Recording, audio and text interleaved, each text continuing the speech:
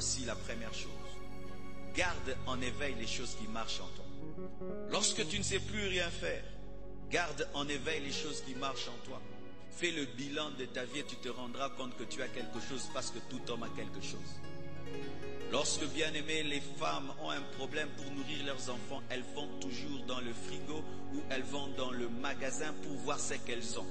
Et si elle n'a pas pu acheter quelque chose pour les enfants, elle va voir ce qu'elle a. Elle peut prendre même du riz qui a fait 2-3 jours, réchauffer cela. Elle peut prendre un ancien pondou, mettre un peu de piment pour que les enfants mangent. Et lorsque rien ne marche, fais l'inventaire de ce que tu as dans ton magasin et dans ton dépôt. Il y aura quelque chose pour faire quelque chose. Est-ce que tu m'entends? Lorsque rien ne marche dans ta vie, mon frère, fais l'inventaire de ce que tu as, car tu as quelque chose. Mais la plupart des temps, lorsque les problèmes viennent dans nos vies, nous oublions que nous avons quelque chose, c'est pourquoi nous nous suicidons. Tu as quelque chose. Être aveugle, ce n'est pas être mort. Oui, je suis aveugle, mais j'entends. Je suis aveugle, mais je marche. Je suis aveugle, mais je parle. Mais quand tu te concentres sur le fait d'être aveugle, tu vas oublier que tes oreilles entendent. Et quand tu te concentres sur le fait d'être aveugle, tu vas oublier que tes pieds fonctionnent. Et quand tu te concentres sur le fait de ne pas avoir ceci, tu vas oublier que tu as cela. Vous avez quelque chose. Rien que le fait d'être ici prouve que vous avez la force. Parce que personne ne vous a transporté, vous êtes venu en marchant, donc tu as quelque chose. Tout homme qui est ici a quelque chose. Tu n'es pas venu transporter, tu as la santé. La santé c'est un capital. Oh, je dis la santé c'est un capital. La santé c'est un capital. Être debout comme je suis c'est un capital. Combien d'hommes brillent et cherchent seulement à avoir la force de parler comme je parle. Mais il y a des gens qui peuvent parler comme là et dire je suis fatigué, j'ai tout fait. Non! Tu as la santé, tu as quelque chose. Si tu te concentres sur tes manquements, alors tu vas croire que Dieu n'a créé qu'un corps avec des yeux. Alors que le corps n'est pas fait que des yeux, le corps est fait d'oreilles. C'est vrai que les yeux ne fonctionnent pas, mais il y a d'autres qui fonctionnent. Et il a été démontré scientifiquement que le corps fait toujours l'harmonie. Les gens qui ne voient pas bien entendent bien. Alléluia. Pourquoi ils développent les oreilles pour que les oreilles puissent venir à leur aide. C'est pourquoi il y a des aveugles, il peut te parler, tu penses qu'il voit. Il ne voit pas. Il a développé l'oreille. Développe ce qui est, afin d'aider ce qui n'est pas. Utilise ce qui est afin de compenser ce que tu n'as pas. Maximise ce qui est afin de combler ce qui n'a pas. Alléluia. Tu n'as pas fait de grandes études, tu es courageux, utilise le courage, que ça puisse compenser le manque d'études. Alléluia. Tu n'es pas très très belle, mais tu as beaucoup de sagesse, utilise la sagesse pour compenser l'autre. Utilisez toujours ce que vous avez. Alléluia. Chaque fois que le monde te dira que tu n'as rien, c'est archi faux. Dieu n'envoie personne sur cette terre vide. Aucun homme n'est né vide. Tout homme naît avec un but et avec quelque chose. Voyez même, la plupart des temps, lorsqu'un homme est aveugle, il pense qu'il doit mourir pauvre. Mais il y a des aveugles très riches. Vrai ou faux? Ils ont développé l'art de la musique. Ils sont devenus des grands pianistes. Il y a des hommes qui ont des problèmes avec leurs jambes, mais qui ont développé les mains. Il y a des gens qui ont des problèmes avec les mains, qui ont développé les pieds. Il y a des gens qui ont des problèmes avec la jambe droite, mais qui ont développé la jambe gauche. Lorsque tu ne sais plus rien faire, va dans ta vie, entre et fais l'inventaire de ton potentiel, des dons et des talents que Dieu t'a donnés. Dieu m'a donné ça, Dieu m'a donné ça. C'est vrai, je n'ai pas une licence, mais je sais parler. Je sais convaincre, ok, je prends ça. C'est vrai que je n'ai pas de grandes relations, mais j'ai quand même 2 bonnes relations. Alléluia. Frère, fais l'inventaire et tu te rendras compte que tu es un riche qui s'appelle pauvre. Oh, donne-moi l'amen. Alléluia. Tu es un riche qui s'appelle pauvre. Tu vois, parce que les gens ne font que t'appeler aveugle, aveugle. Et à force de t'appeler aveugle, ils conditionnent ta vie sur tes yeux, alors que ta vie ne dépend pas que des yeux. Qu'est-ce qui a nourri Bartimée en attendant que ses yeux s'ouvrent? C'était le reste qui fonctionnait. Les oreilles. Les oreilles lui ont permis de savoir que Jésus passait par là. La voix lui a permis de crier, Jésus, fils de David, aie pitié de moi. Les pieds lui ont permis d'aller au coin. Oh, donne-moi l'amen. Alléluia. Même si je ne vois pas, je peux entendre et poser la question, qu'est-ce qui se passe? Non, il y a quelqu'un, lorsqu'il parle, les aveugles voient, les sourds entendent. C'est l'oreille, ce qui fonctionne, qui te permet d'aider ce qui ne fonctionne pas. Et ce sont les pieds qui ont marché. Même si je ne vois pas bien là où je vais, je peux suivre par les oreilles, là où il y a les bruits. Alléluia! Et ma voix va parler. Qu'est-ce qui a arrêté Jésus? C'était la voix de l'aveugle. Oh, donne-moi la main que je te prêche. C'était la voix de l'aveugle. L'aveugle a crié parce qu'il pouvait parler. Il a crié. Et Jésus s'est arrêté parce qu'il a entendu la voix de l'aveugle. Et avant même de guérir l'aveugle, il dit viens. Avec quoi? Avec les pieds. Ne brûle pas tes pieds parce que tes yeux ne fonctionnent pas. Ne coupe pas ta main parce que ta main là qui mendie te permet de manger en attendant d'être guéri. Parce que tu dois l'attendre. Alléluia. Tends la main, même si tu ne vois pas. Marche, même si tu ne vois pas. Entends, même si tu ne vois pas. Parle, même si tu ne vois pas. Un jour, ce qui fonctionne va aider ce qui ne fonctionne pas. Frères et sœurs, quand tu ne sais plus rien faire, fais l'inventaire de ce que tu as. Et tu te rendras compte que tu t'es concentré rien que sur une partie de ta vie, alors qu'il y a d'autres domaines qui fonctionnent, qui peuvent ressusciter les domaines qui sont morts.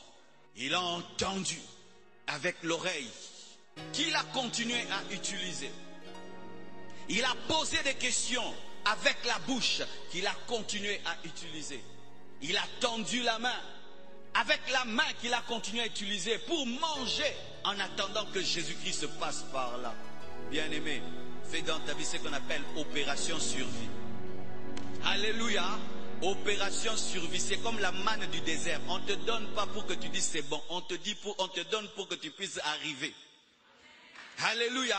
Il y a un temps dans ta vie où Dieu te nourrit comme dans le désert. Ce n'est pas qu'il te donne de la crème, il te donne des miels. Non, il te donne seulement la force pour continuer que tu arrives. Et quand tu passes par des temps comme cela, ne fais pas beaucoup de chichi. Amen. Hein? Mange seulement pour ne pas mourir en attendant de manger à ton goût. Oh, gloire à Dieu.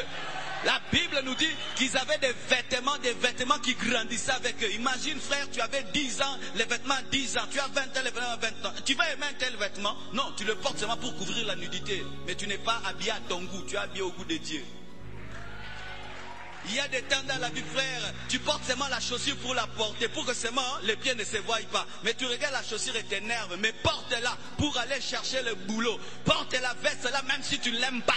Même si on t'a donné le nom de la veste noire, tu vas chercher le travail avec ta veste noire. Et un jour, tu auras la garde-robe que tu veux, où les habits diront, s'il te plaît, porte-moi. S'il te plaît, porte-moi. S'il te plaît, s'il te plaît, s'il te plaît, porte-moi. Toi, je te porte pas. Lui, je ne l'ai pas porté il y a 3 ans. Toi, viens, je te porte. Mais en attendant, porte ces habits-là. Il y a des gens qui refusent de chercher le travail. Quand ils regardent seulement son habit. Oh, bien aimé, c'est la combinaison. Va chercher le travail avec ça. Alléluia. Porte la chaussure.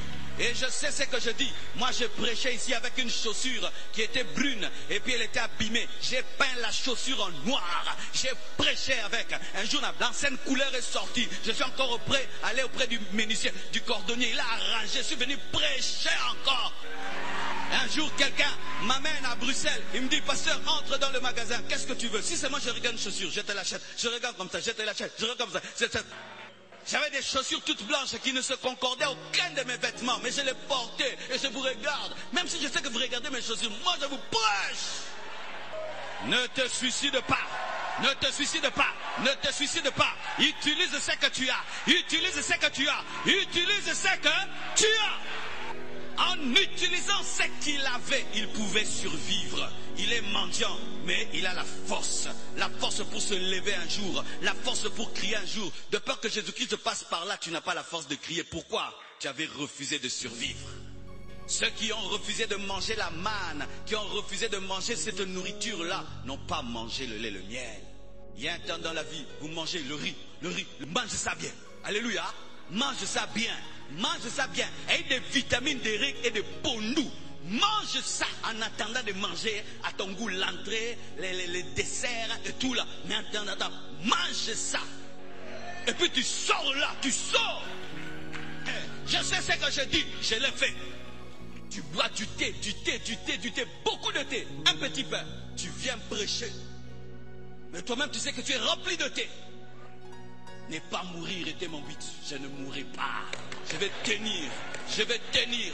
Je vais tenir. Je ne vais pas lâcher. Je ne vais pas lâcher. Je ne vais pas lâcher. Et si ce que je porte n'est pas beau, je donnerai des beaux messages.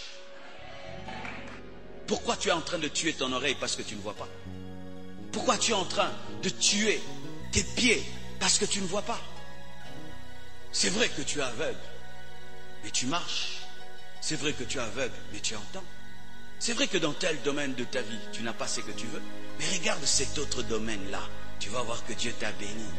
Il se peut que Bartimée avait les meilleures oreilles de tout Jéricho. Qui sait? Peut-être qu'il avait les plus beaux pieds de tout Jéricho. Qui sait? Peut-être qu'il avait la meilleure force physique. Qui sait? Mais tout le monde l'a amené qu'à un point. Tu ne vois pas. C'est ce qui se passe souvent. Tu n'as pas ça. Tu es piéton. Et tu te concentres sur ta vie, sur la voiture. Alors que tu es sage, tu es intelligent, tu as la grâce. Mais tu oublies ce que tu es parce que tu n'as pas une voiture.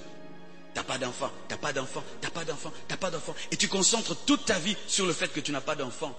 Alors que tu as un don de miracle, tu as un don de guérison. Tu oublies cela parce que tu n'as pas d'enfant.